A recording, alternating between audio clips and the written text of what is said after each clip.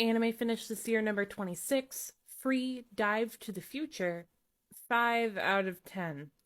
It's honestly pretty surprising to me just how much of a downgrade this season was when compared to the rest of them. The series had been trending slightly downwards in my opinion, but this felt like it was a pretty sharp and sudden drop.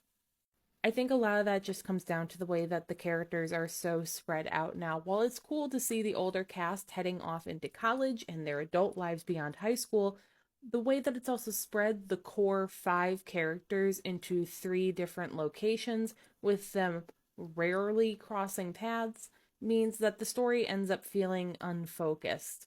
It also means that we need to add on a glut of new characters and elevate old side characters to more prominence than ever before, leaving the cast feeling overstuffed. There's also the issue that these side casts have taken up the wild and wacky side of things, with the once amusing main cast seeming fairly mellow in comparison. A big part of this is just about all of them seem to have their hang-ups more or less resolved, which led them to be more emotionally mature people. That's great in some ways, but it also means that in order to have the obligatory melodrama this season, we had to introduce all new characters, and that ends up feeling cheap and bloating the cast further. The drama isn't as impactful when it's coming from a side character that was just introduced this season, rather than one of the main cast who both have more screen time and I've had more time to get to know in general.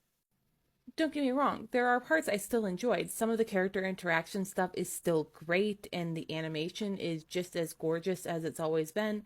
But this time, the formula of the new season adding new characters for drama just isn't working anymore.